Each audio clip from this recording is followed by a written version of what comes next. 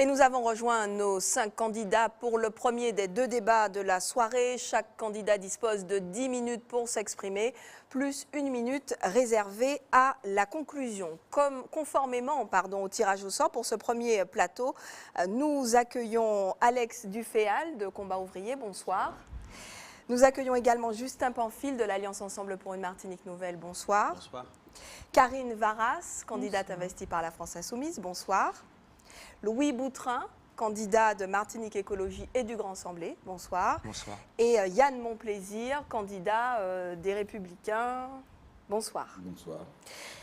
Que vous soyez déjà en charge de mandats électifs, habitué des batailles électorales, novice en politique, vous briguez la même fonction, mais vos parcours et vos ambitions diffèrent. Alors, qu'est-ce qui motive votre candidature à la députation? C'est notre première question ce soir. Et l'on commence avec vous, Alex Duféhal. On l'a dit, candidat de lutte ouvrière, Combat Ouvrier. La rhétorique de votre parti, je crois que les téléspectateurs l'ont comprise. Le message martelé est le même d'un débat à l'autre et même d'une élection à l'autre, et ce depuis des décennies. Sauf que vos scores dans les urnes restent désespérément faibles. 0,58% des voix en 2012 sur cette même circonscription. Vous étiez candidat. Ça ne vous interpelle toujours pas? Non, non, pas du tout. Là, je parle vraiment des travailleurs qui m'ont interpellé pendant la campagne. Nous sommes en courant politique et petit à petit, on avance. On avance. Les élections présidentielles, on a progressé de 811 voix. Donc, on est en train de poser le pavé petit à petit. Mais les travailleurs m'ont dit, pour moi ce soir, qu'il faut dire ce mascarade électorale qu'il y a là, que les hommes politiques de la CTM qui courent après des postes de députés, que les hommes politiques qui me présentent, tous ceux qui sont sur le plateau, je suis le seul là qui représente les travailleurs.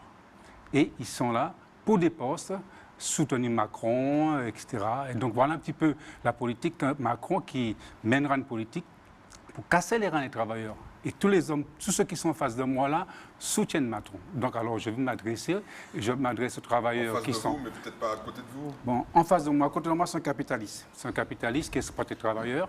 Et donc voilà, un petit peu comment ça se passe. Je vais parler après, mais les travailleurs m'ont dit, de M. Duféhal, dis la vérité, et si lui, toute la vérité, m'a voté bas. Alors, en 2012, à l'issue du premier tour des législatives sur cette même circonscription, je l'ai dit, vous étiez candidat, vous avez déclaré à nos confrères de France Antilles, c'est tout de même choquant d'être devancé par le Front National en Martinique, donc pour cause, vous aviez obtenu 0,58% des suffrages contre 0,68% pour la candidate FN de l'époque.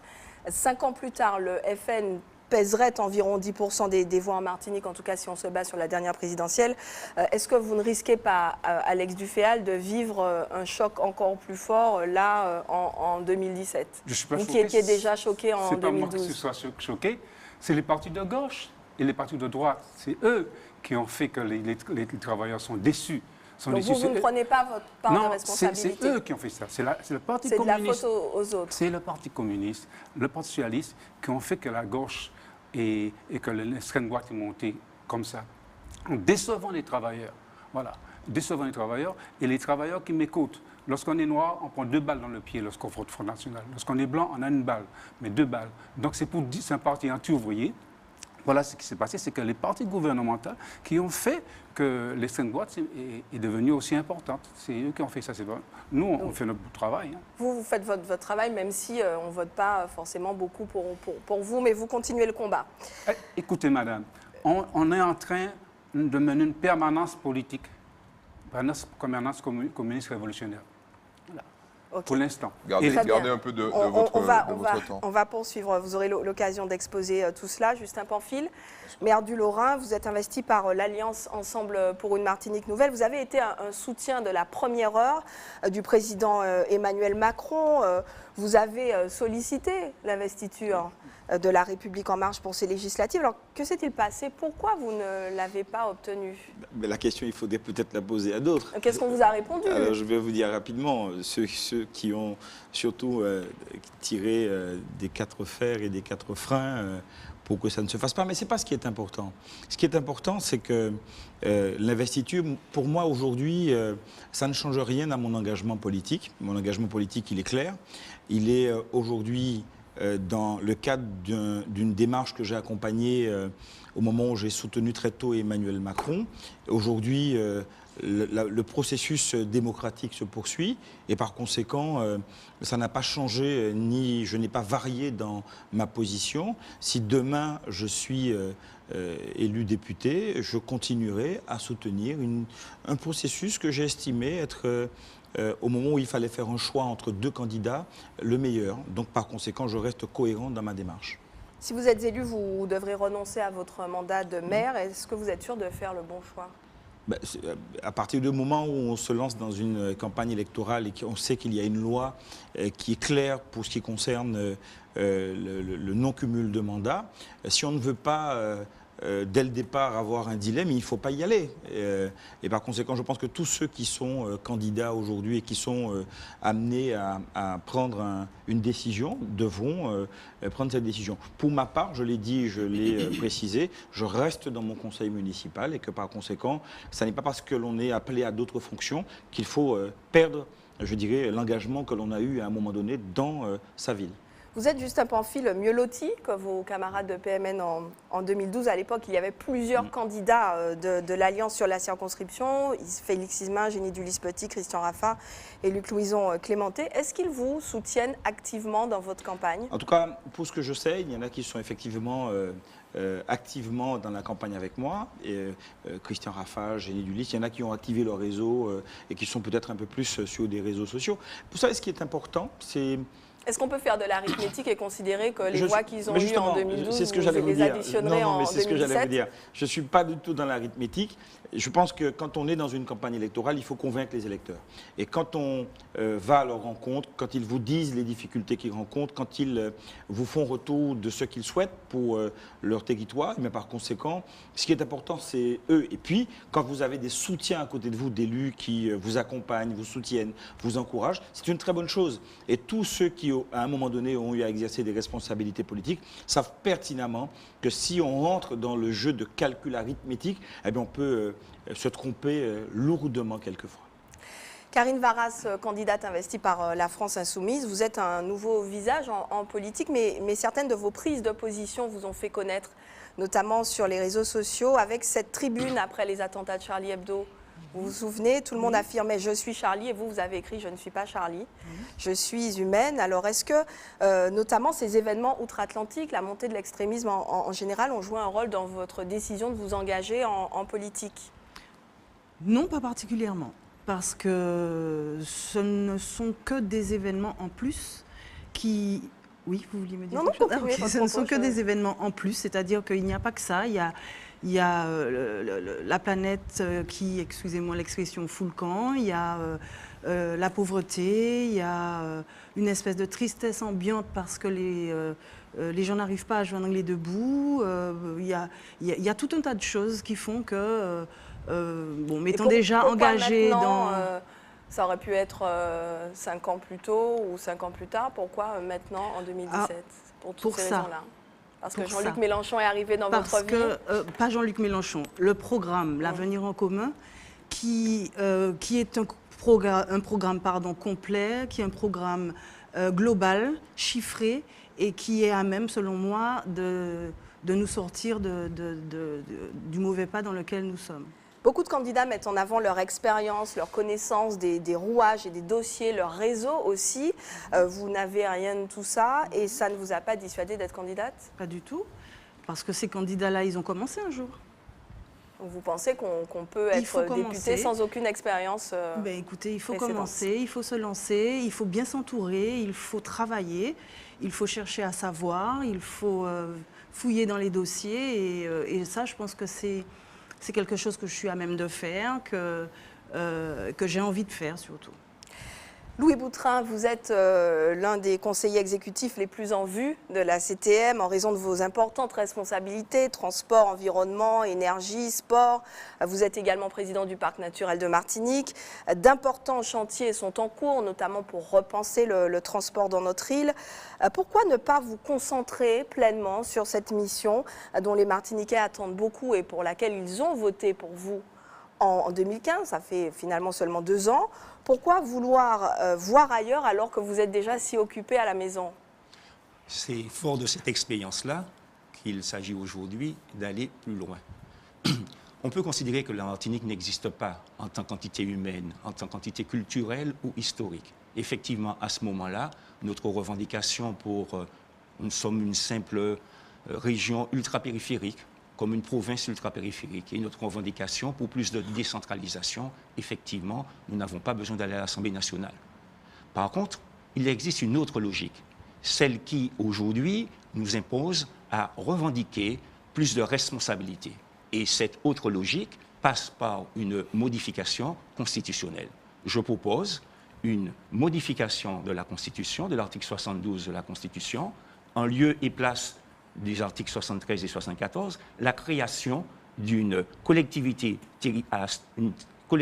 territoriale à statut particulier. Nous restons ancrés dans la République, mais à l'instar de la Corse, à l'instar également de Paris et plus récemment de la métropole de Lyon, nous avons un statut particulier qui nous permettra à la fois pour les questions d'aménagement du territoire, d'urbanisme et surtout de développement économique, d'avoir les outils, d'avoir les leviers fiscaux, d'avoir également les leviers, on le voit au niveau douanier, et surtout d'avoir une prise sur les politiques d'investissement, ce que nous n'avons pas actuellement. Voilà tout le sens de ma candidature, et ce, dans la continuité des politiques publiques que nous menons actuellement à la CTM, avec surtout cette expérience que je tire. Un exemple concret. La semaine dernière, vendredi dernier, nous avons lancé la ligne 4, transport maritime, Case-Pilote Fort-de-France. Aujourd'hui, nous savons que cette ligne sera déficitaire. Pour financer, le député que je serai va demander qu'il y ait l'instauration du versement transport. C'est une taxe parafiscale prélevée sur les entreprises de plus de 11 salariés. Mais pour pouvoir le faire, cette taxe s'applique uniquement pour le transport urbain. Il va falloir aller connaître les dossiers. Donc, c'est fort de cette connaissance des dossiers que j'irai à l'Assemblée nationale. Alors, j'ai dit en manière de boutade que vous étiez l'un des conseillers exécutifs les plus en vue de la CTM. Ce n'était pas tant une boutade que ça, parce que dans les médias, vous apparaissez plus souvent aux côtés d'Alfred Marie-Jeanne que le propre porte-parole de la CTM, Daniel Marie-Sainte. En fait, c'est presque vous qui auriez dû être le porte-parole, parce qu'on vous entend, on vous voit beaucoup plus. Est-ce que vous êtes le chouchou d'Alfred Marie-Jeanne? Il ne s'agit pas de chouchou. Pendant bien longtemps, je suis resté dans l'ombre parce que nous avons travaillé un certain nombre de dossiers. Maintenant que les dossiers aboutissent, avec succès pour la majorité, donc c'est tout à fait normal que j'accompagne et que c'est le président qui impulse, qui donne du sens à la politique. Donc, je me retrouve aux côtés du président à ces moments. Vous avez de la chance, vous, Louis Boutrin, sur votre circonscription. Le RDM n'envoie pas de candidat et vous donne son soutien, ce qui n'est pas le cas de Francis Carole à Fort-de-France, ni de Fabrice Dunon dans le centre. Pourquoi ce traitement de faveur? Il faut demander au RDM. Ils vous soutiennent, vous avez dû échanger avec le vice. Pourquoi ce choix? Ce choix, il est bien simple. Je crois que c'est l'esprit du Grand Assemblée qui, effectivement, on l'a dit, et Louis-Félix Vincent Duville, lors de ma présentation de candidature, l'a précisé. Boutrin a toujours été à nos côtés dans les grands combats. C'est normal qu'on soutienne Boutrin. Donc le président Lise du RDM, effectivement, il s'inscrit dans cette dynamique. Pour la question statutaire également, en ce qui concerne le président Lise, nous avons longuement discuté de cette révision de la Constitution qui est un dénominateur commun entre le RDM et pour l'ensemble du Grand Assemblée aussi. Voilà. Alors, membre des Républicains, vous n'avez cependant pas sollicité leur investiture pour ces élections législatives. Arrêtez-moi si je me trompe.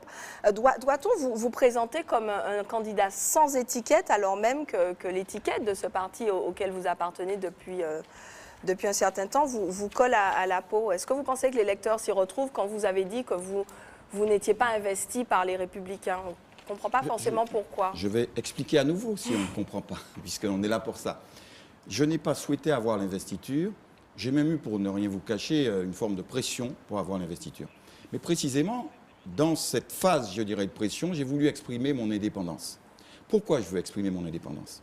À la fois parce que je suis constant dans mon engagement, mais je pense, et c'est le sens du combat que je veux mener, je pense que l'outre-mer a besoin qu'on ait un regard particulier. Pas seulement la Martinique, pas seulement le Nord, tout l'outre-mer. Parce que l'outre-mer au sein de la République est victime d'injustice. Et la première de ces injustices, c'est l'injustice face à l'emploi. Il n'est pas concevable. Et je vous assure que c'est un sentiment de révolte que j'ai. Et je l'ai depuis 2012. Si vous vous souvenez de mon thème de campagne, moi je suis un républicain. Je me considère comme citoyen français, je suis heureux d'être un citoyen français. Mais parce que je suis un citoyen français, je veux revendiquer l'un des éléments du triptyque de la République qui est l'égalité. Et je ne conçois pas qu'au sein de cette République, il puisse y avoir des sous-citoyens. Parce que tout l'outre-mer est victime de cette injustice. Nous avons des taux de chômage qui sont de 2, 3 ou 4 fois supérieurs à la moyenne nationale. Et ce, depuis toujours. Et moi, je rencontre, et je suis chef d'entreprise, travailleur aussi. Non. Gros travailleur. Non, vous n'êtes pas un gros travailleur. travailleur, 60 heures de travail Non, par vous semaine. êtes l'exploiteur. Monsieur Duféal, Vous êtes un exploiteur. Monsieur Duféal, on vous a pas C'est ça pour moi un travailleur. C'est quelqu'un qui consacre son temps à travailler pour les autres. Eh bien moi je suis un investisseur. Je veux développer mon pays. Je travaille 60 heures par semaine, comme beaucoup de chefs d'entreprise, comme beaucoup de petits artisans, comme beaucoup d'agriculteurs. Mais je vois trop d'enfants de ce pays qui quittent ce pays, qui m'interpellent en me disant je souhaiterais que chaque Martiniquais, je souhaiterais qu'il y ait une obligation pour les Martiniquais, c'est soit d'employer 10 salariés, chacun. Voilà. À 1800 euros net par mois. Mais je souhaiterais que vous le fassiez, de monsieur défendre Duféal. ces idées tout en étant investi par votre parti? Pardon? Qu'est-ce qui vous empêcherait de défendre toutes ces idées tout en étant investi par votre parti? Parce que je sais ce que c'est que de vivre dans un parti politique. Et que je sais que quelquefois, on vous demande ce qu'on appelle la discipline de parti. Moi, je serai très discipliné dans le parti. Jusqu'à ce qu'on me dise qu'on ne comprend pas la révolte que je porte pour les gens de l'outre-mer. Et singulièrement pour les Martiniquais et singulièrement pour les gens du Nord. C'est pour ça que je veux aller à l'Assemblée nationale. Je veux dire à mes compatriotes de l'Hexagone que ça doit cesser. En 2012, sur cette même circonscription, vous aviez failli vous qualifier pour le second tour, mais à 170 voix près, c'est Luc Clémenté qui vous a devancé. En 2017, les forces en présence sur cette même circonscription n'ont pas vraiment changé. Qu'est-ce qui fera la différence cette fois-ci? Beaucoup de choses vont faire la différence. C'est que je pense qu'il y a eu le temps de la réflexion. Je suis maintenant membre de la majorité ça ne vous a pas échappé, de la collectivité. Je suis vice-président. Je pense que les gens ont appris à me connaître. Vous savez, je suis un homme d'opposition. J'ai une carrière politique de rectitude. Je ne regrette pas. Et je pense que les idées que je porte depuis longtemps, qui sont d'ailleurs illustrées par la démarche de M. Macron. Moi, j'ai soutenu, par exemple, Guy Lordino. À l'époque, c'était quasiment inconcevable. Parce que j'avais compris qu'il fallait rompre ces barrières entre les hommes. Nous sommes tous des Martiniquais. Tous ceux qui sont là sont des gens qui veulent travailler pour leur pays. Et donc moi, ce qui a changé, c'est cela. C'est que je suis vice-président de cette Assemblée, que j'ai été avec Alfred Marie-Jeanne, avec Boutrin, avec... Donc vous comptez sur l'élan de 2015. Mais bien sûr que je compte sur cet élan, mais pas seulement sur cet élan. Ce qui a changé aussi fondamentalement, c'est que le député sortant, qui d'ailleurs a brillé par son absence à l'Assemblée nationale, ce député sortant, il n'a pas été d'une rectitude comparable à la mienne. Il a été élu grâce au soutien, il faut le rappeler, de Alfred Marie-Jeanne et de Claude Lise pendant l'élection législative. Et puis ensuite, il les a trahis, pensant qu'il irait à la soupe dans l'autre camp, parce qu'il était quasiment écrit que le président de la région deviendrait président de la CTM. Et comme il a changé de bord, les données ont changé, fondamentalement. Alors, il pourra ceux qui sont autour de cette table n'ont pas changé de bord. Du second débat, mais oui, il a changé de bord, il n'est pas là. Azéro, et comme il y a des ensoleurs, moi je pense que le peuple regarde les hommes politiques. On peut ne pas être d'accord. On peut aujourd'hui ne pas partager le même point de vue. On peut demain se mettre ensemble, comme je l'ai fait avec Alfred Marie-Jeanne. Mais on ne doit pas le faire par opportunisme. On doit le faire par conviction. Très bien. Je suis un homme de conviction, madame. Très bien.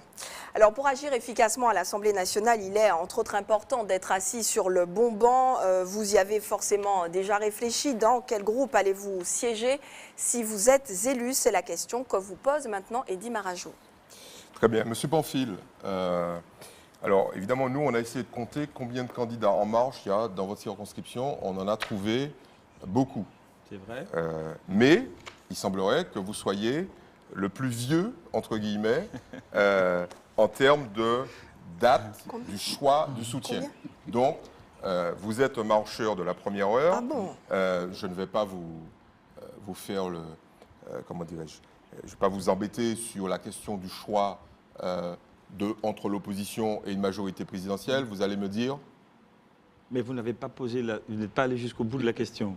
Je croyais que vous alliez me dire, sans que je vous pose la question, c'est évident. Non, alors, aujourd'hui, je sais que vous ne faites pas du tout confiance au sondage, mais il semblerait bien qu'on se dirige vers une majorité présidentielle selon 650 sondages et 21 instituts d'opinion.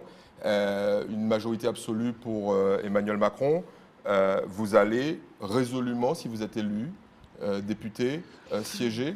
Il y a un petit problème derrière nous. Monsieur Pamphile n'est pas à la France Insoumise. Ne vous inquiétez pas, on va régler ça. Merci. Alors, dites-nous tout, monsieur. Alors, Martinique Nouvelle, bien d'abord, sûr.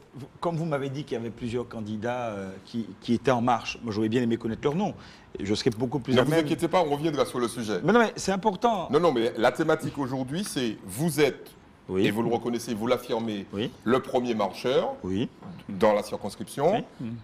Est-ce que pour vous, c'est évident d'aller vers une majorité présidentielle, ou est-ce que, au-delà de cette espèce d'appartenance, vous avez quand même quelques singularités à défendre? Enfin, d'abord, rapidement, puisque vous le dites vous-même, premier marcheur, mais ce n'est pas ce qui est important qu'on soit premier ou dernier marcheur. Ce qui est important, c'est comment dire ça, la démarche que l'on a entreprise et engagée. Les autres marcheurs, je ne les connais pas. Ce que je sais aujourd'hui, c'est que les marcheurs de la circonscription du Nord m'ont apporté leur soutien. Ça, c'est une première chose.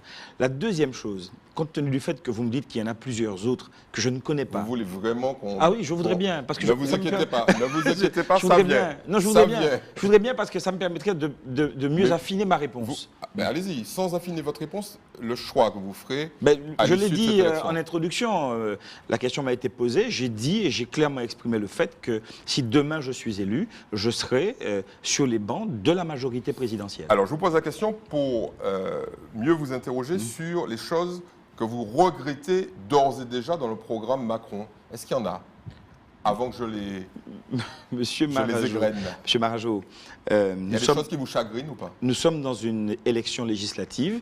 Il n'est pas encore sorti de cette élection une majorité au niveau de l'Assemblée nationale.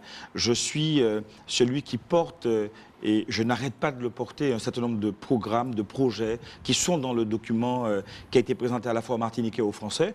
Non, pour l'instant, en tout cas, s'il y a des choses qui sont gênantes, je rappelle que je n'ai pas été investi par la République en marche. C'est pour ça que je vous pose la question. J'y arrive, je n'ai pas été investi par la République en marche. Ça ne change pas la cohérence de mon positionnement politique. Par contre, ma liberté est toujours aussi grande de pouvoir, quand les choses sont bonnes pour le pays, les voter. Si les choses sont moins bonnes, les discuter, les remettre en question. Bon, alors, très rapidement, le fait que Emmanuel Macron envisage d'intégrer les mesures d'exception de l'état d'urgence dans le droit commun, ça vous gêne ou ça vous gêne pas? Moi, je pense qu'il faut aller regarder la réalité de ce qui fait l'état d'urgence.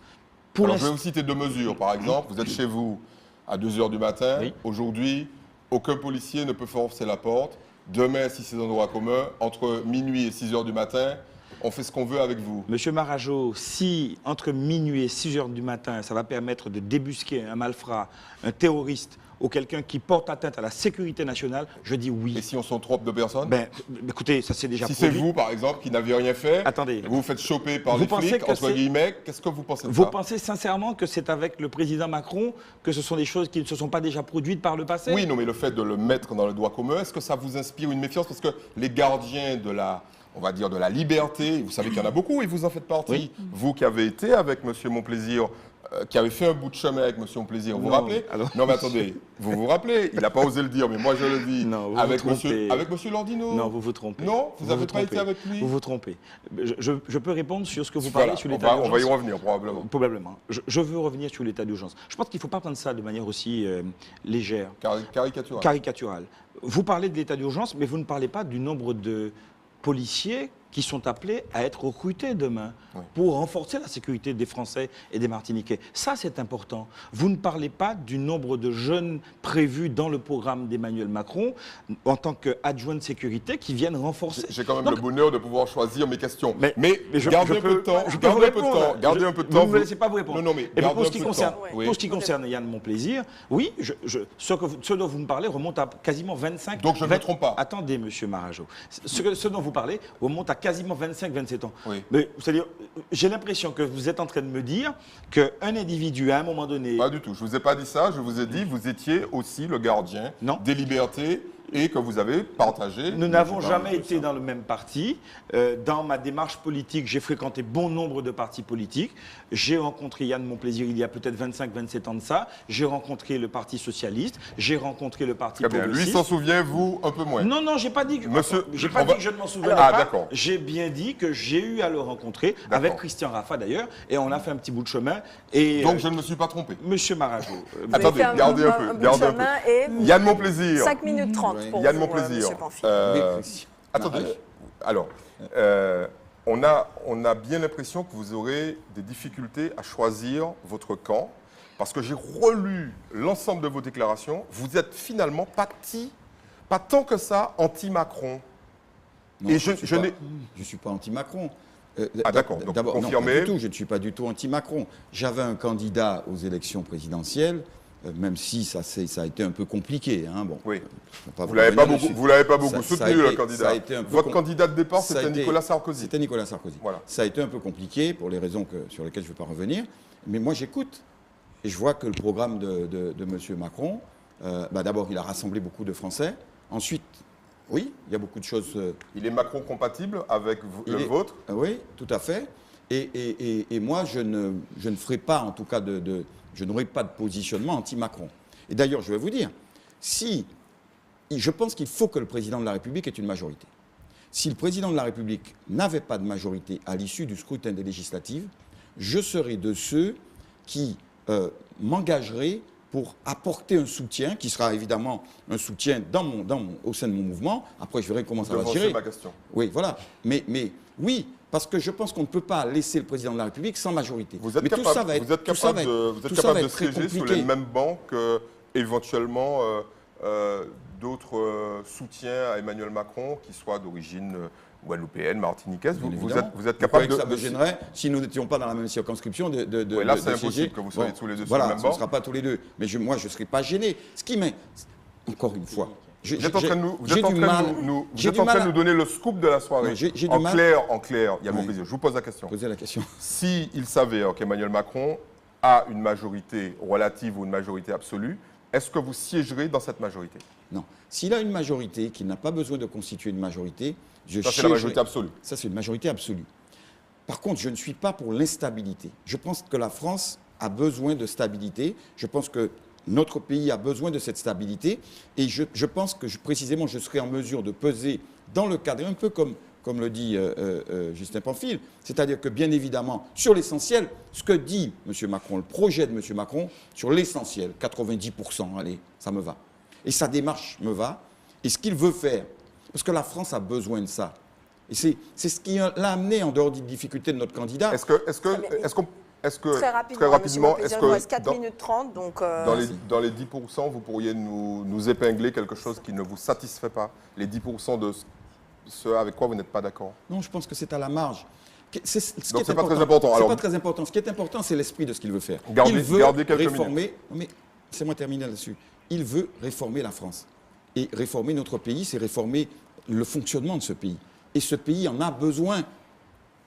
on va aller un peu plus loin. Monsieur Duféal, je vous ai vu bouillir, évidemment. J'ai dû vous rattraper parce que vous étiez déjà en train d'interrompre. La personne ne va vous interrompre. J'y veillerai personnellement. il vous reste 8 minutes, Je ne monsieur vais pas vous Duféal. faire l'affront de vous demander si vous allez siéger dans la majorité présidentielle. Mais est-ce qu'il y a quand même quelque chose qui vous plaît, malgré tout, dans le programme Macron? Alors, je vais vous citer 2 exemples pour connaître votre réaction. Quand Emmanuel Macron dit « Moi, je supprime les cotisations salariales sur notamment la maladie », et que mécaniquement, sans que le patron, parce que je sais que vous tapez sur les patrons, sans que le patron ait quoi que ce soit à décider, il y aura une augmentation du salaire qu'on constitue, par exemple, pour un SMIC à 150 ou 200 euros par mois de plus. Donc ça va vers on se rapprocherait de vos 1800 euros. Quand Emmanuel Macron dit « Moi, je supprime 80%, dans 80% des cas, la taxe d'habitation », est-ce que ça vous plaît? Ou alors vous dites « C'est encore un tour de passe-passe » ? Non, c'est tout passe-passe. Ah. Macron, c'est un homme qui a été formaté par la bourgeoisie, les capitalistes, dont M. Pamphile soutient, dont M. Monplaisir, tous ceux qui sont là, et soutient. Et c'est un gars, et le patronat est content, il va casser les reins des travailleurs. Voilà la politique de Macron. Hein? Et les travailleurs, si je suis député, à l'Assemblée nationale. Et je profite pour dire que mon suppléant, c'est Raoul Bredas, qui est au Marigot. Les ouvriers du Marigot, la population Marigot qui a côté moi là.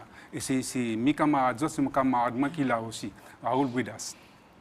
Eh bien, ça veut dire que les travailleurs vont dire, ah bon, maintenant, ça finit maintenant là. Parce que là, les élections qui se passent là, c'est un complot qui se fait là.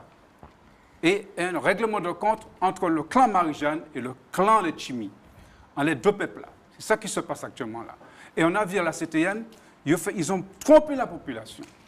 Ils l'ont trompé parce qu'ils ont dit qu'ils vont se présenter pour développer le pays. Ils ont tout là qu'à présenter Koyo à la députation. Donc vous êtes ça veut dire que la CTN ne nous intéresse plus, tout Kakoui. Tout Kakoui. Et ils n'ont pas perdu le Nord, hein, parce qu'ils savent très bien qu'il va... Parlez-nous un petit peu de vous, M. Duféal. Je vous dis ça, c'est parce que les travailleurs m'ont dit, M. Duféal, dis ça. Alors maintenant si je suis... Est-ce qu'on peut parler de votre positionnement? Alors, si vous êtes élu, ça veut dire qu'il y a des milliers de travailleurs qui ont voté pour nous. C'est ça que ça veut dire. C'est clair que vous passerez de 0,58 à minimum 50%. Ça veut dire... Attends, je vous continue. Non, mais attendez, ma question, laissez-moi aller jusqu'au bout. Comme on a bien compris que vous n'allez pas soutenir une majorité éventuelle d'Emmanuel Macron, avec qui vous allez vous asseoir à l'Assemblée? C'est ça que je voulais répondre. Il y aura un groupe communiste révolutionnaire à l'Assemblée nationale. Vous savez qu'il y a peut-être plus de députés communistes dans la prochaine Assemblée. Il y aura un groupe communiste révolutionnaire à l'Assemblée nationale. Ça veut dire que si je suis élu, il y aura des camarades de lutte ouvrière, on le souhaite, qui seront avec nous à l'Assemblée nationale. Est-ce que vous allez partager les bancs éventuels d'un groupe conduit par M. Mélenchon? Non. M. Mélenchon, c'est un homme qui était un ancien socialiste, qui adorait... Donc même Mélenchon n'a pas... Laissez-moi m'expliquer. Qui adorait Mitterrand et qui a participé au gouvernement socialiste. Hein, il était sénateur socialiste et ministre sous Jospin. Jospin, tout ça. Et il n'est pas le camp des travailleurs, M. Mélenchon. M. Mélenchon, c'est un beau parleur, il parle très bien, mais le camp de la bourgeoisie. Le camp aussi, du patron. lui aussi. Oui, ils sont tous. Nous sommes les seuls. Nous sommes les seuls. Nous sommes les seuls qui représentent les ouvriers ici. Là, il n'y en a pas d'autres. Très bien. Alors, regardez. C'est le temps pour le programme. Il vous reste 6 minutes. Regardez, vous avez on avance sur cette thématique. De toute façon répondu à ma question. Karine Varas, vous, c'est clair, c'est Mélenchon et il n'y a pas d'autre choix possible. Bon, vous allez probablement retenir comme d'autres, j'espère que non, que les sondages, ce n'est pas très important. Il semble bien que malgré tout, vous alliez vers la possibilité d'avoir un groupe à l'Assemblée nationale, mais que vous êtes très loin de la majorité absolue dont rêvait Jean-Luc Mélenchon. Aujourd'hui, pour vous, élu député, c'est l'opposition radicale ou on a un candidat qui dit non, Monsieur Monplaisir, moi je suis capable de voter des choses qui iraient dans le sens du pays Martinique. Vous êtes sur la même ligne ou vous dites Macron, non? Bon, alors il faut que les Martiniquais comprennent en fait de quoi il s'agit. Est-ce que vous êtes riche? Moi, non. Est-ce que vous êtes d'accord pour qu'on fasse encore des cadeaux super riches en les exonérant d'une partie de l'ISF? Moi, non. Est-ce que vous aimez bien travailler 35 heures ou vous avez envie de travailler 39 ou pour les jeunes 40-45 heures? Moi, non. Voilà, et on peut continuer comme ça. Il faudrait que les Martiniquais, en fait, s'interrogent, cherchent, se renseignent et sachent un petit peu de quoi il s'agit. Parce que je ne voudrais pas être taxée d'être une anti-Macron, parce qu'en fait, je ne suis pas une anti-Macron, mais je ne suis pas une pro-Macron. En tout cas, pas en l'état actuel des choses, simplement parce que rien n'est clair. Mais vous êtes quoi? Moi, je serais... Comme vous le disiez au début, je serai dans le camp de la France insoumise. Mais bien sûr... Mais votre positionnement, parce que vous dites je ne suis pas pro-Macron, je ne suis pas anti-Macron. Non, je ne suis pas une anti-Macron. Je ne suis pas une anti-Macron, c'est-à-dire à tout prix, il faut absolument casser tout ce que Macron va faire, il va dire. Ce n'est pas du tout ça. Ça serait stupide, ça serait contre-productif, pardon. Donc voilà, non, pas du tout. Mais... je tiens à dire que je serai du côté de la France insoumise, je serai du côté de la planète, je serai du côté du peuple, je serai du côté de la Martinique, du côté des gens et pas de l'argent. Et le regard que vous portez sur les pré-mesures, appelons ça comme ça, parce qu'elles ne sont toujours pas votées, parce que tout simplement, il n'y a pas d'Assemblée nationale. Le premier regard que vous portez sur ces mesures, il est lequel? Il est Vous parlez de critique. quelles mesures? On nous annonce une série de mesures, en particulier sur le Code du travail. On nous annonce un certain nombre de mesures, bon, j'en ai parlé très rapidement, sur la baisse ou la suppression des cotisations, etc., etc. D'accord. Ça touche effectivement au social. Alors, j'ai dit tout à l'heure, rien n'est clair. C'est-à-dire que les choses ne sont pas encore posées. On ne sait pas exactement quand seront appliquées, quoi, pour quand, pour qui. On est dans le flou. Quel pourcentage de la population. On nous parle par exemple de supprimer la taxe d'habitation, mais on ne sait pas vraiment pour qui, parce que ça sera ceux qui seront dans une fourchette de temps à temps. Enfin, voilà, vous voyez, compris que c'est pas clair. Le flou actuel vous laisse un peu perplexe. Voilà, et donc j'attends. Très bien. Monsieur Boutrin, alors, moi j'ai tout de suite 6 envie... minutes 50, hein, monsieur Boutrin. J'ai tout de suite... 6 minutes 50. Merci. J'ai tout de suite envie de vous demander si vous irez, si vous êtes député, vous asseoir à côté de Jean-Luc Mélenchon, parce que je sais que de toute façon, vous n'irez pas vous asseoir à côté des gens de chez Macron. Alors, pour être clair, si je suis élu, je vais œuvrer pour la constitution d'un groupe interdom.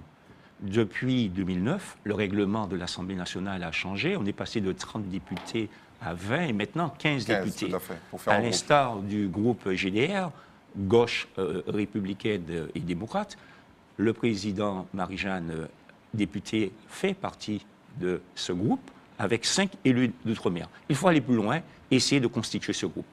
Ce groupe, c'est un groupe technique et on garde une liberté de vote. C'est essentiel. Deuxièmement, l'intérêt. C'est au-delà des avantages qu'on pourrait avoir pour la constitution d'un groupe et les moyens d'action et d'expression. Tout à fait. Il y a un avantage essentiel pour l'outre-mer parce que nous sommes confrontés aux mêmes problématiques. On prend un exemple concret. En matière d'énergie, le prix de rachat de l'énergie dans les régions, dans les zones non interconnectées, on va dire les îles, par exemple, bon, pour les nous îles, ou la Guadeloupe. Voilà, toutes ces zones non interconnectées, si nous avons des prix qui sont attractifs, à ce moment-là, les investisseurs vont venir au niveau des énergies renouvelables. On peut multiplier les exemples où l'intérêt du groupe d'outre-mer fait qu'aujourd'hui, il faut vraiment se battre là-dessus. C'est pas un vœu pieux quand on voit les distances qui vous séparent de ceux que vous envisagez mettre Regardez, dans votre groupe. Le groupe GDR, il y avait Mme Bello de La Réunion, M. Serville de la Guyane et 3 députés de la Martinique. Donc, il y a une action mais à mener. appartenant à la même mouvance politique, il n'est pas exclu. vous voyez discuter, par exemple, s'il est élu avec Serge Letchimy dans votre groupe. N'oubliez pas, je dis que c'est un groupe technique. Liberté de vote, donc liberté d'opinion. Très bien. Et ça, vous l'envisagez. Vous n'êtes pas le seul à l'envisager. Une autre petite question sur cette espèce de bizarrerie de choix politique entre... Alors, bizarrerie pour certains, pas évidemment pour vous, je l'aurais compris, entre un certain nombre de règles en matière de coopération politique en matière de gestion de la CTM, et puis cette espèce d'affrontement sur le terrain. Alors, vous n'êtes pas le seul concerné, mais vous avez face à vous, sur le terrain, le premier vice-président de la CTM. Vous vous croisez, vous vous donnez la main, ou de temps en temps, vous faites du rentre-dedans? Ou est-ce que c'est à fleur et moucheté? C'est sur la base du respect mutuel. Le socle de valeurs que je défends, ce sont des valeurs écologistes et de gauche. Donc c'est la laïcité, c'est la justice sociale, c'est également le sens du service public. Qu'est-ce qui vous différencie tant que ça? Mais je pense qu'il pourra répondre, Monsieur Monplaisir pourra répondre pour lui, mais la perception que j'ai, je ne partage pas des valeurs de la droite libérale. Je suis aux antipodes. Dont il est l'un des porte-parole les plus C'est un chef flamboyants. d'entreprise, c'est normal qu'il défende la liberté d'entreprise et la liberté du marché. Mais la suppression du service public, moi je suis contre. N'oubliez pas que M. Fillon, qu'il soutenait, c'était 500 000 emplois de fonctionnaires de supprimer.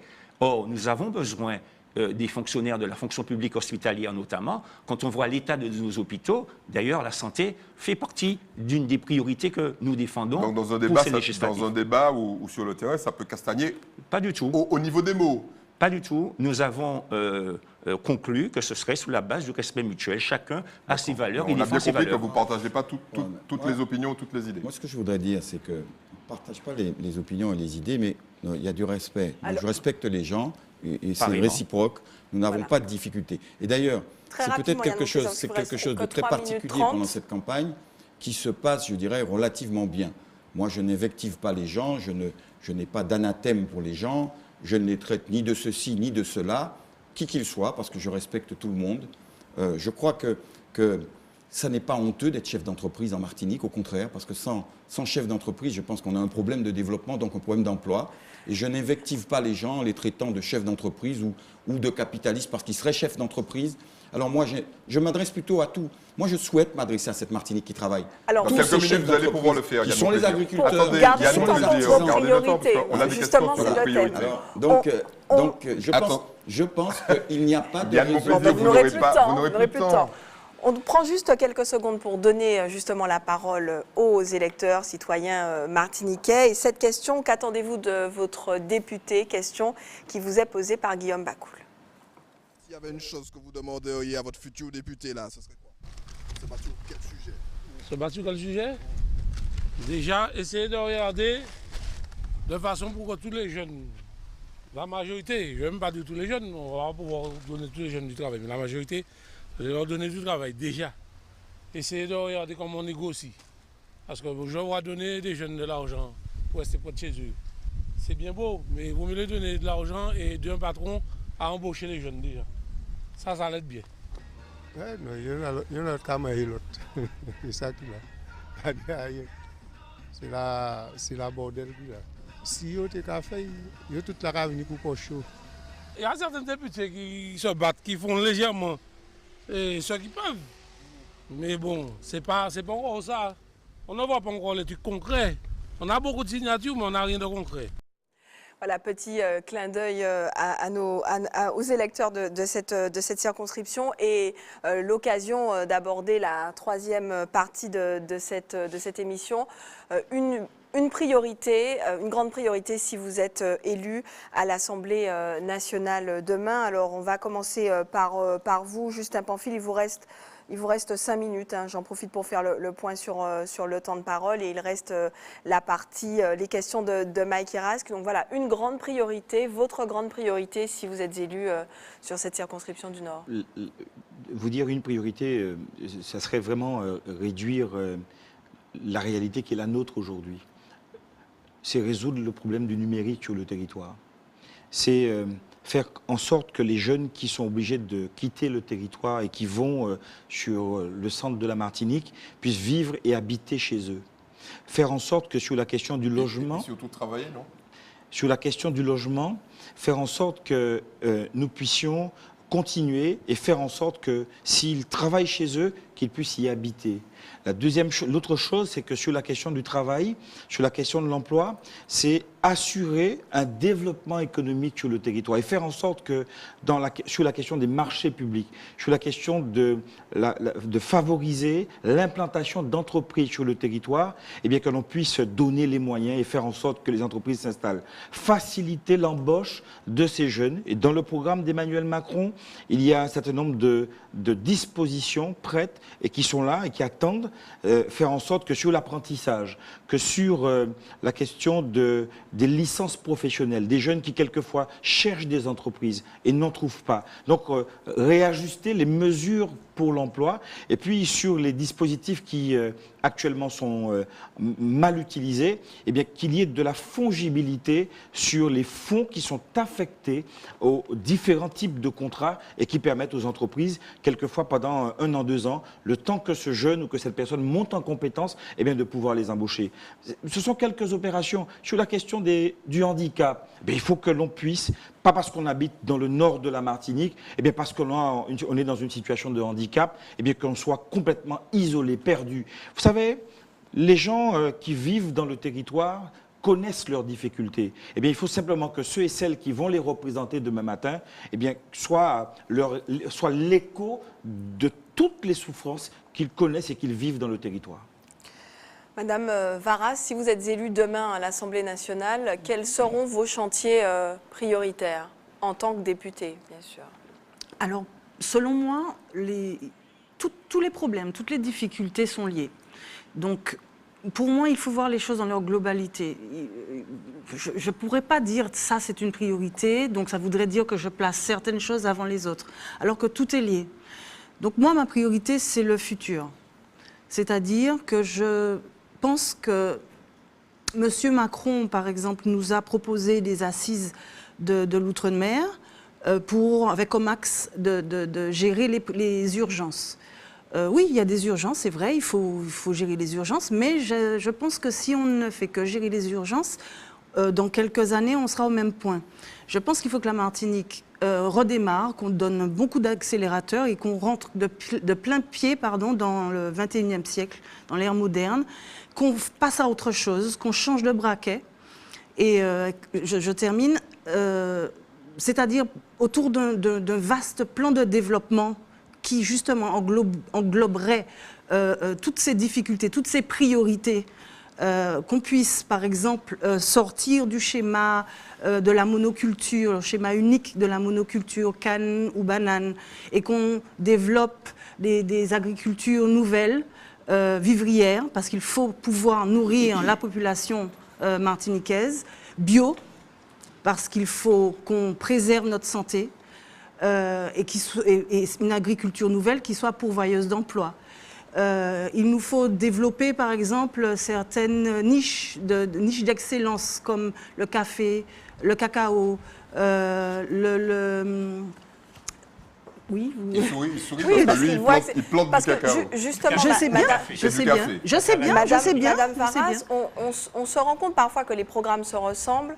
D'un point de vue des lecteurs qui doit choisir, qu'est-ce qui distingue votre programme de député, vos ambitions en tant que député, des autres? Alors, attendez, je termine d'abord sur les mêmes problématiques et les mêmes préoccupations. Je termine juste, parce que je voudrais parler aussi de la pêche dont il faut s'occuper. J'ai rencontré plusieurs pêcheurs à Sainte-Marie, à Bellefontaine, et le constat est le même partout. Nos eaux sont polluées, il faut que les Martiniquais le sachent. Donc les agriculteurs, surtout dans le Nord, ont interdiction de pêcher, sur la Atlantique, Caraïbes également, à certains endroits. Donc ils sont obligés d'aller plus loin, sauf qu'ils ont des flottes qui ne sont pas adaptées. Ils ont des yoles de 6 mètres, 9 mètres, des petits gommiers qui ne sont pas réfrigérés. Donc c'est Bougla qu'on fait. Il ne peut pas aller pêcher plus loin. Et malheureusement, l'Europe a interdit parce que des règlements, des quotas font qu'il y a assez les quotas sont atteints en Europe, des quotas de gros bateaux pour la pêche en haute mer. Et donc, ces hommes-là ne peuvent pas nourrir leur famille. Donc voilà, il y a des choses à faire. Il faut peut-être en concertation avec les députés européens, pouvoir infléchir un certain traité, travailler sur ces dossiers-là. Donc, pour répondre à votre question, qu'est-ce qui nous différencie? Écoutez, déjà, les programmes ne sont pas tout à fait les mêmes. Il y a des points, effectivement. Il y a plusieurs candidats qui se positionnent sur l'écologie, par exemple. Tant mieux, tant mieux. Maintenant, il y a plusieurs candidats qui sont libéraux, qui sont pour le libéralisme. Voilà, c'est leur voix et ce n'est pas la nôtre. La mansuétude dont vous faites preuve, est-ce qu'elle est liée au fait que vous êtes nouvelle en politique et que cette espèce de, j'allais dire, pour employer un mot de ma grand-mère, cette gentillesse, Macron disait bienveillance, vous vous rappelez? Cette gentillesse que vous semblez exprimer, est-ce que derrière, il n'y a pas chez vous quand même la volonté de, j'allais reprendre le mot de jeune, de fighter un peu plus l'ensemble des gens qui sont sur ce plateau et les autres candidats? Parce qu'il y a quand même des vraies différences chez vous, non? Parce que quand Mélenchon commence à taper du poing sur la table contre Macron, on voit bien qu'il n'est pas du tout d'accord. Et vous semblez faire preuve d'un peu plus de mansuétude. Écoutez, non. Premièrement, je ne suis pas Mélenchon. Je suis Karine Varas.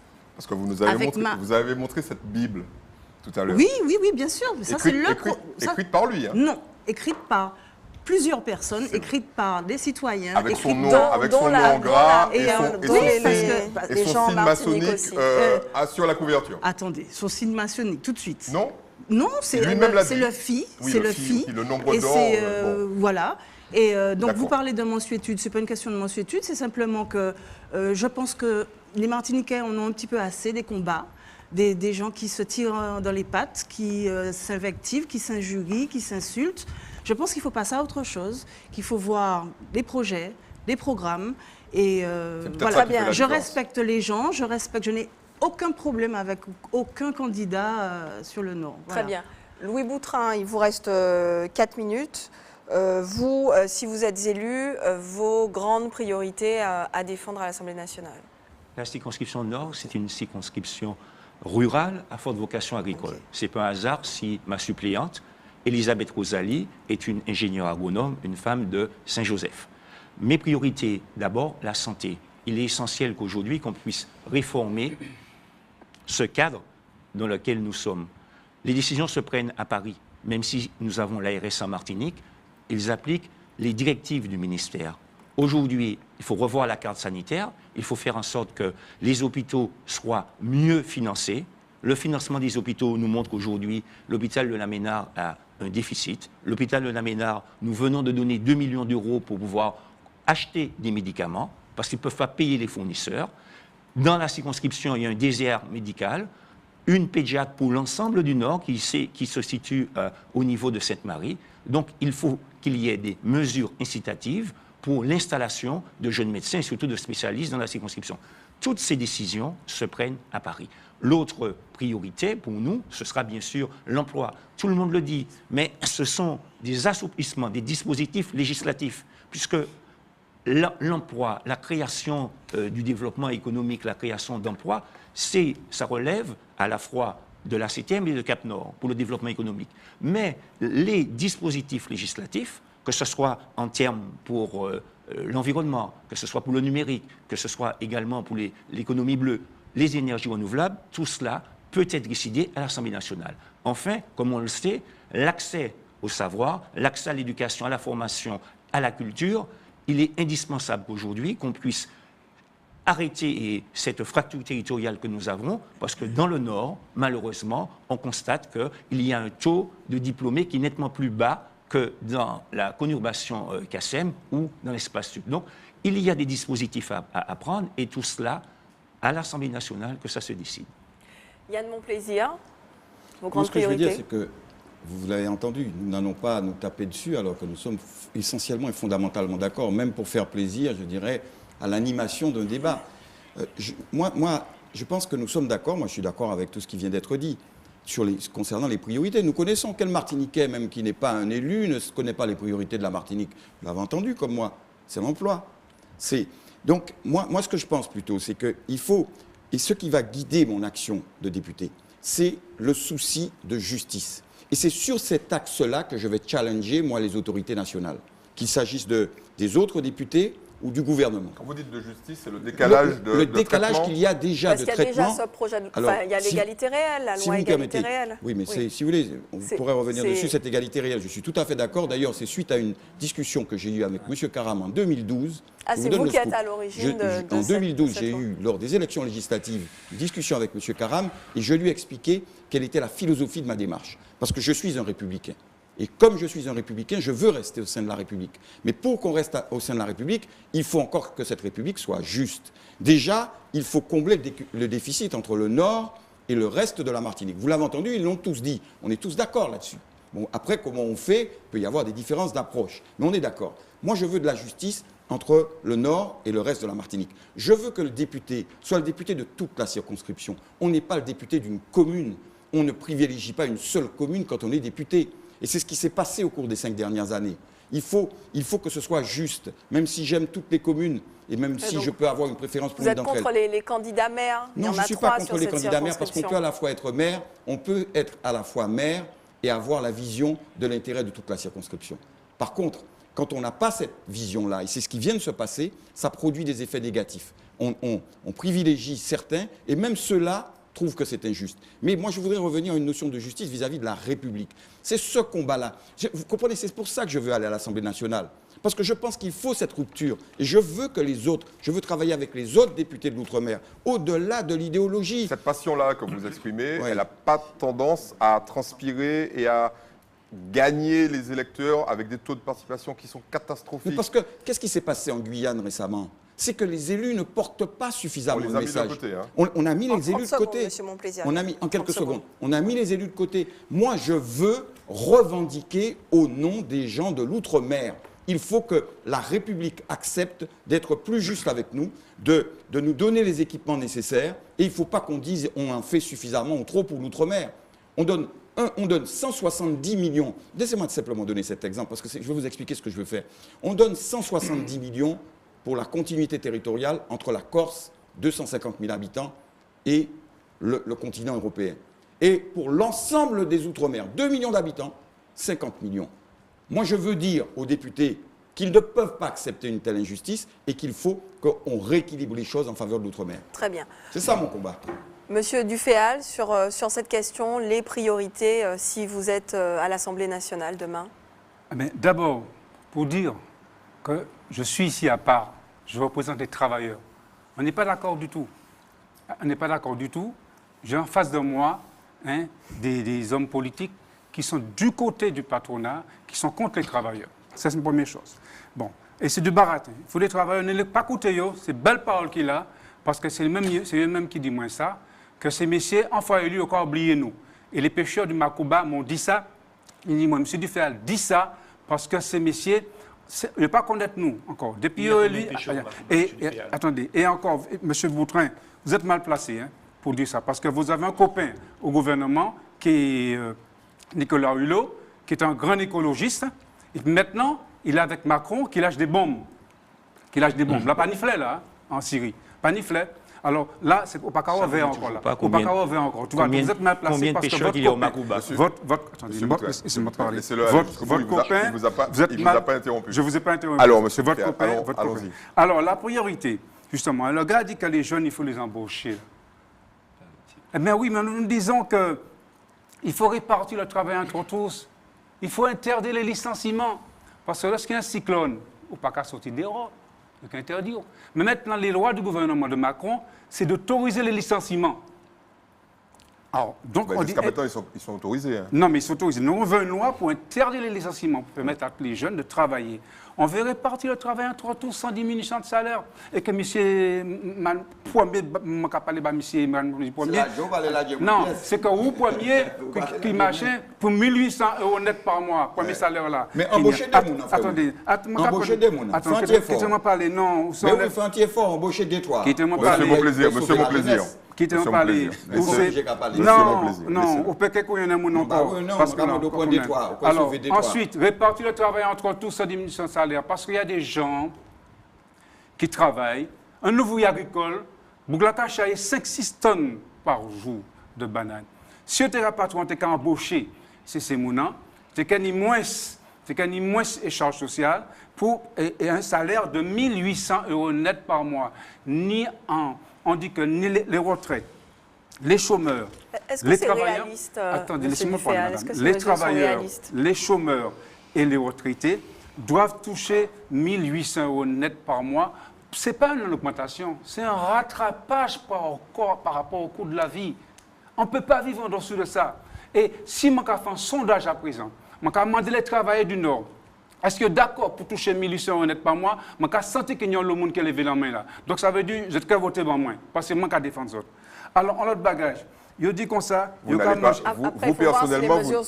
personnellement, vous n'allez pas leur donner 1800 €. Non, les 1100 €, on va faire comme la Guyane, monsieur Yann, comme la Guyane, parce que tout qui s'y a, il peut que si les travailleurs ne se mobilisent pas, ils peuvent ni. Je dis ça, je peux ni. Et les élus politiques, ils ont peur de la révolte populaire. Ils ont peur de la révolte populaire. Donc, ils ne peuvent ni si on ne se veut pas. Alors, pour terminer, je dis comme ça, ces messieurs là pour la poche. Oui, c'est vrai, là pour poche. Il y a tout qui là, je propose d'autres qui là. Parce qu'il y a quand on travailler, il est là pour débuter, il n'est pas là pour défendre l'intérêt travailleur. Et le gars qui a parlé là. Monsieur Duféhal, vous mettez tous les hommes politiques dans le même sac? Oui, il faut le faire. Droite, gauche, indépendantiste, non, je parle pas. Je parle des conseillers municipaux, par exemple. Vous connaissez des conseillers municipaux qui donnent de leur temps, de leur énergie gracieusement dans toutes les communes. Est-ce que vous partagez cette idée que tous les gens sont là pour leur poche? Je suis en face d'un représentant de la chimie. Il défend Macron. Je suis en face de M. Boutrin, qui est le bon copain de M. Hulot, qui est dans un gouvernement qui lâche des bombes en Syrie. Je suis en face d'un exploiteur qui est en face de moi, qui exploite des travailleurs. Je suis en face d'une dame, on a bien compris que qui est du côté des patrons. Je suis le seul, vous aussi, vous êtes... je suis le seul qui défend les travailleurs. Alors, d'accord. Ma dit travailler, ces messieurs, sanctionnez-eux quand vous fait le premier tour. Très bien. Monsieur Dufay, gardez un peu de temps. Il vous reste 2 minutes. C'était comme Maradou, hein? C'était comme Maradou. Monsieur Dufay, il vous reste 2 minutes. Vous aurez la minute de conclusion également. Je pense qu'on a bien compris votre message. Alors, au-delà de l'engagement citoyen, de la volonté de servir son pays, il y a aussi des rapports de force politique, idéologiques, des ambitions collectives et personnelles. Ces législatives sont aussi l'occasion d'un coup de projecteur sur l'échiquier politique local et ses interactions. Mike Erasque nous aide à lire entre les lignes et il s'installe sur ce plateau pour vous interroger. Un petit point sur le temps restant. Monsieur Dufay, il vous reste 2 minutes 13. Monsieur Boutrin, 2 minutes 13 également. Monsieur Pamphile, 3 minutes. Monsieur Monplaisir, 20 secondes. Et Madame Varas, 2 minutes 05. Monsieur Pamphile, combien de... 3 minutes. D'accord, ok. Alors, on va commencer. Bonsoir madame, bonsoir messieurs. Bonsoir. Alors, monsieur Pamphile, on va commencer par vous, bonsoir. Est-ce que vous avez vécu les discussions entre Bruno Nestor-Azero et Serge Letchimy comme un manque de confiance de la part de Serge Letchimy en vos capacités de gagner cette élection législative? Alors, pour les téléspectateurs, et je vous laisse répondre très rapidement, je resitue un peu le contexte de la question. Sur une radio célèbre de Martinique, il y a quelques mois, vous avez regretté, déploré le fait qu'il y ait eu des discussions entre ces deux hommes politiques et sur le souhait de Serge Letchimy que si jamais vous n'étiez pas qualifié pour le second tour, mais que M. Azero l'était, vous appeliez, le cas échéant, à voter pour M. Azero. Est-ce que vous l'avez vécu comme un... Ou l'inverse. Ou l'inverse, bien sûr. Ou l'inverse. Évidemment. Mais ou l'inverse. Comment avez-vous ressenti Non, simplement, c'est que quand on est dans un groupe et qu'on est loyal et que l'on part à la bataille politique, le groupe part soudé. Si le groupe éventuellement part avec des petites faiblesses, il faut simplement, dans une famille politique, se dire les choses. Ça a été le cas, j'imagine. On se dit les choses dans la famille politique, tout rentre dans l'ordre.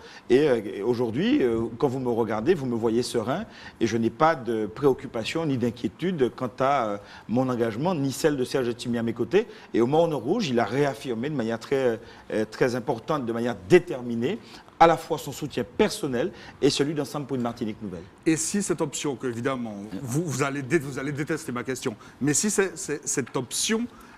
cette situation, ce scénario était avéré à l'issue du premier tour, vous n'êtes pas qualifié pour le second, est-ce que vous pourriez appeler à voter pour M. Azero? Monsieur Erasque, vous ne pouvez pas me demander aujourd'hui de répondre pas ça, hein, comme pour plagier un peu M. Macron, mais la seule chose que je peux vous dire, tous ici autour de cette table, samedi, nous avons rendez-vous avec les électeurs, ils vont se prononcer et on aura les résultats et on saura, dans cette période-là, en fonction des résultats obtenus, ce que nous ferons pas. Donc la petite faiblesse... Laquelle? Non, vous avez parlé de petite faiblesse dans la famille politique. Donc là, l'incident, si incident il y a eu, est clos là. Non, vous savez, il y a eu des ragots, il y a eu des bruits comme on en entend partout en Martinique. Là, je n'ai pas véhiculé de ragots. Mais non, mais j'espère que non. Mais en tout cas, il y a eu des bruits, il y a eu des ragots. Je pense qu'à un moment donné, il faut taire les bruits, taire les ragots et puis se reconcentrer et faire en sorte que, de manière déterminée, avec tous ceux qui ont envie de voir les choses changer, eh bien qu'on aille à la bataille et qu'on gagne surtout samedi 10 juin. Merci. Monsieur Monplaisir, bonsoir. Bonsoir. Est-ce que votre volonté réexprimée ce soir de non-investiture n'est pas finalement un moyen pour vous de préparer, et je pose cette question singulièrement à la lumière de ce que vous avez dit ce soir, n'est pas un moyen pour vous de préparer votre entrée, votre intégration éventuelle dans la majorité parlementaire, là encore éventuelle, d'Emmanuel Macron? Je vais vous répondre très simplement non, parce que je suis quelqu'un de loyal, je suis quelqu'un de fidèle, et tant que je n'aurai pas de raison profonde d'abandonner le mouvement politique, qui est un mouvement issu du gaullisme. Moi, je suis très attaché à cette idée-là. Tant que je n'aurai pas réellement de raison de cette rupture, je ne le ferai pas. Je n'aurai pas cette tentation-là. Je suis à la fois quelqu'un qui est capable de composer avec tout le monde, de travailler avec tout le monde, mais je suis quelqu'un de conviction, au fond de moi. Alors, mais En fait, vous avez souvent invoqué la liberté, votre liberté, comme raison à cette volonté de votre part de non-investiture, votre liberté d'action, je cite.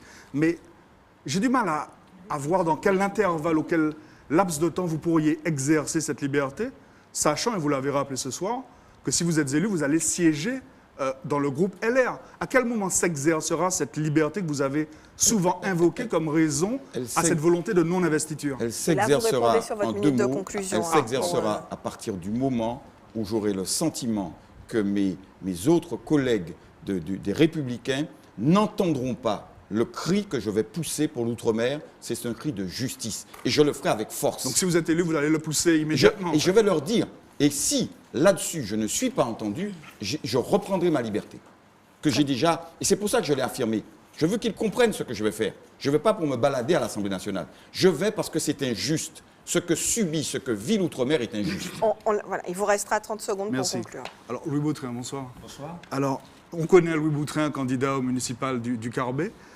Est-ce que finalement, cette élection n'est pas pour vous l'occasion de mesurer ou de connaître, de découvrir votre poids électoral, bon, l'expression n'est pas toujours heureuse, votre poids électoral sur cette circonscription Nord, tout simplement? Pas du tout. D'accord. Ne mélangeons pas les scrutins. Ah non, pas du tout, c'était une entrée en matière. Allons-y. Ah non, allez-y. Voilà. Non, mais la si question en matière, je vous ai répondu. Non, la référence au municipal était une entrée en matière. Maintenant, est-ce que c'est... Chaque chose en son temps, les élections municipales sont des élections municipales, il s'agit d'un scrutin législatif. Oui, et est-ce que ce scrutin représente pour vous l'occasion de connaître votre poids électoral sur la circonscription? Ce scrutin, ce sera l'occasion pour moi, fort de l'expérience que j'ai actuellement à l'exécutif de la CTM, de demander une réforme de l'outil institutionnel qui est la CTM. Nous savons que c'est la réforme de la loi du 27 juillet 2011. Cette loi a été conçue à la demande de M. Letchimy. Oui. On le voit aujourd'hui, un risque d'insécurité juridique et d'instabilité politique. C'est pour ça que je demande une réforme. Modifier et réformer le mode de scrutin. La prime de 11 sièges, elle est antidémocratique. Je demande également la création d'une commission permanente de manière à ce que tous les courants politiques soient représentés à la proportionnelle. Enfin, dans cette organisation, il y a les conseillers exécutifs qui doivent démissionner de l'Assemblée. Là encore, c'est source d'insécurité juridique. En cas d'autosaisine de l'Assemblée, les Corses, c'était le même modèle. La loi NOTRe a demandé effectivement à ce qu'il y ait une suppression de cette disposition législative. Donc tout ça représente le cœur de votre motivation, en fait. Mais nous sommes dans des législatives. Le développement économique, je le répète, c'est l'affaire de Cap Nord et de la CTM. Les autres considérations, il faut rester dans le cadre du scrutin. Là, il s'agit d'aller à l'Assemblée nationale pour participer à l'élaboration des lois, à pouvoir contrôler l'adaptation de ces lois et effectivement contrôler le gouvernement, voter le budget. C'est ça l'essentiel de la mission du député. Je ne sais pas s'il vous reste un petit peu 45 secondes. Très rapidement, ça va vous sembler peut-être anecdotique, mais est-ce que votre candidature est une candidature Grand Assemblée, donc Martinique Écologie, ou une candidature davantage Grand Assemblée? Parce que j'ai été interpellé par un fait qui va peut-être une réalité plutôt, qui va peut-être vous sembler anecdotique. On a l'impression que sur certains visuels de vos campagnes, le logo, la symbolique Grand Assemblée est davantage mise en avant et présente que la dimension Martinique Écologie. 6 ans, c'est 5 ou 6 ans après la création de ce parti, où en êtes-vous à Martinique Écologie, singulièrement en termes de nombre de membres encartés, comme on dit? 126. 126. 126 lors de notre dernière Assemblée générale. Ceci étant, c'est satisfaisant 6 ans après? Ce n'est pas, je ne suis pas dans la comptabilité. Vous devriez, enfin c'est votre parti, monsieur du nombre d'adhérents. Ce que nous disons, nous apportons notre contribution au sein du Grand Assemblée avec les différentes organisations. Merci beaucoup. Madame Varas, bonsoir. Bonsoir. Alors, tout à l'heure, vous avez dit que vous n'êtes pas Jean-Luc Mélenchon, mais je vais vous taquiner un peu. Est-ce que vous n'avez pas envie de le devenir? Parce que je pose souvent la question aux représentants de la France insoumise, est-ce que l'éloignement géographique et le fait que la présidentielle a lieu tous les 5 ans, quelque part, n'affaiblissent pas, ne risquent pas d'amoindrir ou d'affaiblir la flamme de l'insoumission, sachant que vous le vouliez ou non, quand je dis vous, c'est-à-dire les insoumis, la France insoumise est un parti ultra incarné par un leader avec ou sans guillemets charismatique. Donc est-ce que cet éloignement géographique et cette relative longueur dans l'échéance des présidentielles, en termes de durée, ne sera pas contre-productif d'un point de vue électoral pour que je vais encore parler de mon soufflet, pour que le soufflet de la France insoumise ne redescende pas en Martinique? Alors, la France insoumise, c'est un parti qui est effectivement incarné par le porte-parole Jean-Luc Mélenchon. Alors, je vais procéder par ordre. Vous m'avez dit, oui, est-ce que je voudrais est-ce que je voudrais le devenir? Oui, non, pas du tout. Devenir cette incarnation en Martinique. Est-ce que la France insoumise, non, pas du tout, parce dans que les le Outre-mer et singulièrement en Martinique, ne risque pas de souffrir d'un manque ou d'un déficit d'incarnation? Écoutez, du fait non, de cet éloignement et de tout ce que j'ai je dit. ne crois pas. De toute façon, tout parti a un leader ou quelqu'un à qui on se réfère. Mais je crois que nous, on a vraiment beaucoup travaillé sur le projet. On a vraiment beaucoup travaillé sur les idées. Et c'est ça qu'on veut essayer de faire vivre. Donc vous êtes confiante pour le maintien de l'insoumission en Martinique à un niveau, en tout cas... Écoutez, l'insoumission est née d'un constat, voilà, souvent, oui. Est née de difficultés, est née de problèmes que vivent les gens. Et comme ces difficultés perdurent, donc l'insoumission... de toute façon, les gens en ont assez. Les gens en ont assez, mais vraiment, et pas seulement en Martinique, pas seulement en France hexagonale. Les gens en ont assez de souffrir, les gens en ont assez de se sentir... pris à la gorge comme ça constamment. Donc, de toute façon, il y aura bien un moment, un sursaut, les gens vont se dire non, ça suffit. Donc, que ce soit Jean-Luc Mélenchon, quelqu'un d'autre qui entraîne un petit peu la population à se réveiller, et à prendre conscience et à s'engager, comme moi je l'ai fait, ou les autres candidats de la France insoumise, bon ben voilà, on va y aller. La France insoumise, c'est parti pour durer un certain nombre d'années, a priori. Mais, écoutez, la France insoumise, oui, en tout cas sur les élections nationales. J'estime que le projet est vraiment valable. C'est un projet qui me semble viable. Et votre engagement à l'intérieur de ce projet global, lui aussi va durer, a priori? C'est-à-dire, expliquez-moi. Est-ce que, comme on dit en créole, bon, l'expression n'est pas toujours heureuse, vous n'êtes pas venu faire un coup à ces législatives-là. Vous avez l'intention de vous engager pour les autres échéances, les autres scrutins, enfin sur le long terme. Sur le, pardon? National. Sur les échéances nationales, oui. Oui. Oui, oui, qui auront évidemment une déclinaison en Martinique. Très bien. Merci. Monsieur Dufay, bonsoir. À vous écouter ce soir, j'ai l'impression qu'avec la gouvernance Macron et Édouard Philippe, le processus de mobilisation populaire que vous appelez de vos voeux, ça y est, ça va, je serais en train de tenter de dire, enfin prendre en Martinique dans le sens que vous souhaitez. Est-ce que je me trompe? Moi, je sais que les travailleurs m'ont dit que ces élections-là, c'est des gars qui cherchent des postes, que c'est du baratin qui raconte à la population, il y a la proportion. Ils vous ont dit autre chose, monsieur Dufay. C'est ça qu'ils me disent. Je dis, c'est ça qu'ils me disent. Ils m'ont dit de dire ça. Je répète ce qu'ils m'ont dit. Oui, non, qui m'a un vous peu le faites chaud de bien. Macouba.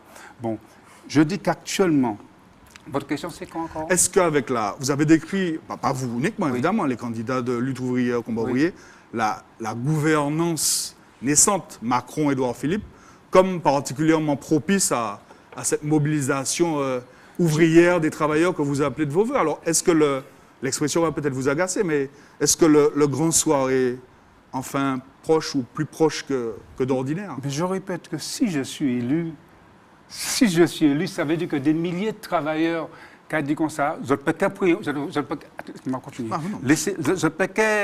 nous encore, nous pouvons voter pour M. Dufay parce que nous besoin toucher 1800 € net par mois et pour nous imposer ça. Nous besoin qu'interdire les licenciements. Nous besoin répartir le travail entre tous. Nous besoin contrôler les comptes des entreprises qui ne gagnent pas de l'argent. Voilà ce qui se passe. Et ça veut dire qu'en fait compte, on sera dans une situation de basculement. Et là... Ça, vous en êtes quasiment sûr. C'est là son basculement. Ça veut dire que des milliers de travailleurs vont demander des comptes à des capitalistes. C'est ça qui va se passer. Rapidement. Ils vont demander des comptes à monsieur Mon Plaisir. Ils vont demander des comptes Monsieur Mon Plaisir, c'est une oui, bonne soirée. il y a dans ces familles les richetés. Voilà. Il va demander des comptes à des capitalistes. Ils vont demander des comptes... Mais monsieur Dufay, à laquelle... Je sais que vous n'êtes pas médium ni voyant. Oui. Mais à quelle échéance, on ne va pas vous demander de date, rassurez-vous, vous voyez ça survenir? Si je suis député, la première mesure que je vais prendre, c'est de 1800 € net par mois pour les chômeurs, pour les employés, pour les retraités. Deuxièmement, interdire les licenciements et répartir le travail entre tous. Et contrôler les comptes des entreprises. Voilà là pour les mesures que je prendrai. Et ça veut dire que si les gens... Vous êtes sur votre minute de conclusion. Voilà, si les gens, vous devriez garder le si temps. les gens ont voté pour moi, ça veut dire des milliers de travailleurs dans une période de pré-révolutionnaire. Voilà la situation. On sera dans une période de pré-révolutionnaire. Alors les compteurs sont à peu près tous à zéro alors que nous arrivons au terme de ce débat. Il reste néanmoins une minute à M. Justin Pamphile, me dit-on dans l'oreillette. Et j'avais justement cette question. On a pu reprocher à au député sortant Bruno Nestor Azero d'avoir été plus le député de Sainte-Marie que du Nord. Yann Monplaisir y faisait allusion tout à l'heure. Comment convaincre les électeurs, vous qui allez vous retrouver dans la même position si vous êtes élu, que vous ne serez pas le député du Lorrain? Parce que simplement, quand je regarde l'équilibre de ma candidature avec mon équipière, qui est donc Rose-Marie Génaud-Plesdin, nous avons fait le choix d'avoir une équipe qui représente à la fois la façade atlantique et la façade caraïbe. Ça, c'est une première chose.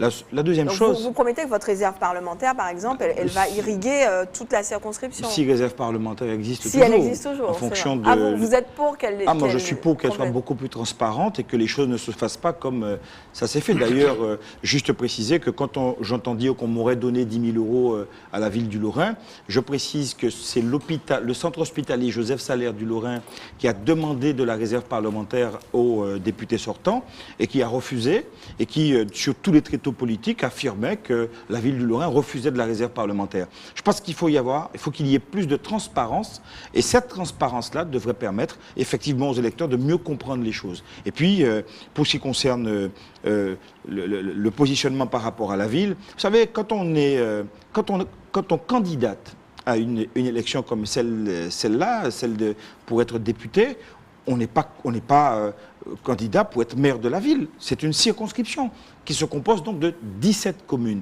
et qui vont de Schellcher en passant par Grand-Rivière et en revenant à Saint-Joseph. Donc il faut tenir compte de cela. Voilà, alors nous arrivons au terme de ce débat. Il vous reste donc une minute pour certains moins. Yann Monplaisir, 30 secondes pour conclure cette émission. Dans l'ordre déterminé par le tirage au sort, c'est vous, Monsieur Pamphile, qui concluez en premier. Très bien. Écoutez, électeurs et électrices de la seconde circonscription, la campagne du premier tour s'achève. Et vous avez pu voir tous les candidats circuler sur le territoire et vous avez également pu les entendre. Avec mon équipière, Rose-Marie Génaud-Plesdin, première adjointe au maire de Saint-Pierre, nous nous sommes résolument engagés dans une candidature équilibrée, Nord-Caraïbe, Nord-Atlantique. Nous sommes des élus que vous connaissez parce que tous les jours, dans la proximité, vous faites appel à nous et vous savez les préoccupations que nous portons pour ce territoire. Nous vous demandons simplement de continuer à nous faire confiance sur les engagements que nous avons pris, qui sont les engagements d'exemplarité, d'honnêteté, du travail, mais également d'assiduité, parce que je pense que quand on va à une fonction aussi importante, il faut être assidu. Eh bien, le 10 juin, nous vous demandons de nous soutenir dans le combat que nous menons pour cette circonscription, et bien de voter Rose-Marie Génaud-Plesdin et Justin Pamphile. Merci Justin Pamphile. Alex Duféal, le mot de la fin. Quand on m'a parlé, regardez bien les plateaux. Il y a pièce, pas parler de 1800 honnêtes par mois pour les chômeurs. Il y a pièce, je suis pas d'accord et puis ça. Donc, ne vous laissez pas prendre un piège, comme au piège encore. Je dis moi qu'on ça dit comme ça que ces messieurs, il y a la proportion, mais il y a qu'à montrer franchement qu'il n'y a pas pour les travailler. Ça n'a pas marché, regardez la profession foyer, ça n'a pas marché à dents. Il n'y a pas pour nous travailler. Il n'y a pas pour que malheureux toucher 1800 honnêtes par mois. Il n'y a pas pour interdire les licenciements et partir le travail entre tous. Il n'y a pas pour ouvrir les comptes des entreprises. Alors, nous gardons comme ça, quittez ces messieurs en coin, bulletin nous sont un bulletin rouge pour la victoire, gardez, il est bien repérable, gardez, et puis ces messieurs, là, on entre un bulletin en New-England, au cas où bulletin, au cas chiffonné, à voter. Et puis, quand nous, on prend un carré dans, ce que l'enveloppe là, bien, vous gardez 6 000 moins dedans, et puis mettez pour travailler, mettez pas qu'en autres. Parce que c'est nous qui sommes majoritaires, c'est messieurs, peut-être pour nous en piège encore. Il y a là pour postio, alors pas quitter nous pour y en samedi, dimanche. Merci à M. Duféal. M. Louis Boutrin, c'est à vous de conclure. Électrices et électeurs, le 10 juin prochain, vous serez conviés aux urnes. C'est le moment de décider ensemble d'une nouvelle exigence pour la Martinique et le Nord. Conseiller municipal du Carbet, le Nord a toujours été au centre de mes préoccupations. que ce soit le projet du café Arabica Typica, en accompagnement des agriculteurs de Bellefontaine, de Font-Saint-Denis et du Morne-Vert, que ce soit la liaison maritime Caisse-Pilote-Fort-de-France, bientôt Saint-Pierre-Fort-de-France, que ce soit l'inscription de la montagne Penley et des Pitons du Carbet au patrimoine mondial de l'UNESCO, j'ai pris à bras-le-corps toutes les missions qui m'ont été confiées par Alfred Marie-Jeanne. Samedi prochain, une nouvelle étape doit être franchie. Pour franchir cette étape, je vous demande de voter et faites voter Louis Boutrin. Dans la continuité des politiques que nous menons actuellement au Grand Assemblée à la CTM, nous vous demandons de voter pour notre suppléante, Madame Elisabeth Rosalie. Merci en pile, merci en chaille, vive le Nord, vive la Martinique. Merci, Monsieur Boutrin. Monsieur Monplaisir, 30 secondes, vous avez un peu moins de temps que les autres. 30 secondes, ça suffira. Je ne suis pas à la recherche d'un poste. Je me présente à ces élections avec ma suppléante Edith Velayoudon parce que je veux me battre pour mon pays. Je veux rendre à mon pays. Je veux plus de justice. Je veux que ceux qui n'ont pas d'emploi aient un emploi. Je veux que ceux qui ont des petites retraites aient une retraite plus décente. Je veux que les pêcheurs puissent travailler. Je veux que les agriculteurs trouvent les moyens de s'épanouir. Je ne veux plus que les jeunes quittent la Martinique. Je veux simplement agir pour mon pays. Je suis un homme qui aime le résultat et je vais donc demander aux électeurs de me faire confiance et à Edith Velayoudon. Merci, Monsieur Monplaisir. Et Madame Varas, c'est vous qui concluez en dernier. J'entends beaucoup parler de développement économique, de profit, de rentabilité. Mais qu'en est-il du développement humain? Quand est-ce qu'on va s'occuper du développement humain? Comment on peut demander de la compétitivité quand les jeunes, les femmes, les hommes de ce pays ne sont pas heureux, qu'ils sont au chômage, qu'ils se battent pour joindre les deux bouts, qu'ils luttent tout seuls contre des cancers? Vous pouvez me faire confiance pour chercher et trouver avec mon groupe parlementaire des solutions aux liens, aux difficultés qui nous freinent, qui nous bloquent dans notre évolution et qui nous interdisent d'être heureux. Donc, n'ayez pas peur, résistez aux pressions et votez. Je m'appelle Karine Varas, je suis de Schellcher, née à Schellcher. Mon suppléant, Fildi Belcou, est un jeune de Sainte-Marie. Votez pour nous pour la renaissance de notre région Nord. Votez pour nous pour que le vert du Nord se développe au même rythme que le bleu du Sud et pour que reviennent les jours heureux et le goût du bonheur. Merci.